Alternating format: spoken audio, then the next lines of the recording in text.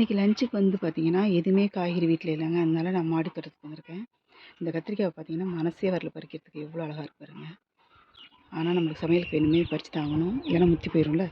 மனசே வரல பறிக்க, அவ்வளோ அழகாக இருக்கு பாருங்க.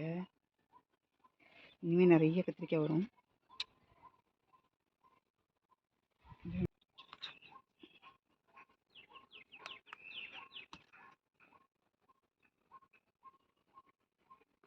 இது கொஞ்சம் பிஞ்சாக தான் இருக்குது. ஆனால் ஒன்று பார்த்தா அது ஒன்று 2 பறிச்சிட்டேன். இன்னொன்று பிஞ்சு இருக்குங்க. வெண்டைக்காய் இருக்குது, இதையும் பறிச்சிக்கலாம்.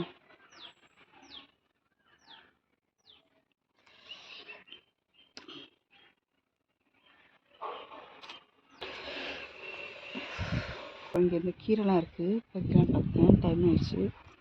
இதை வந்து நான் அடுத்த நாள் பறிச்சுக்க போகிறேன். இன்றைக்கி இது போதும். நேற்று தான் நான் வந்து மாயன்கீரை வந்து பொரியல் பண்ணேன். பருத்தி பூலாம் பாருங்கள், வாடி போயிருக்கு.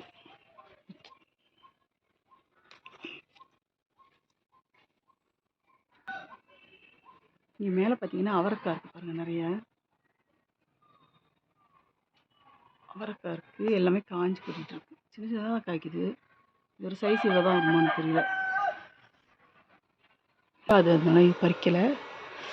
பறிச்சதை வச்சு சமைச்சிடலாம். இன்றைக்கி இதை போட்டு சாம்பார் வச்சுட்டு வத்தல் ஏதாவது எடுத்துப்பேன். இப்போ கீழே போய் சமைக்க ஆரம்பிச்சிடலாம். இந்த வீடியோ பிடிச்சிருந்தா லைக் பண்ணி, ஷேர் பண்ணி, சப்ஸ்கிரைப் பண்ணிக்கோங்க. தேங்க்ஸ் ஃபார் வாட்சிங்.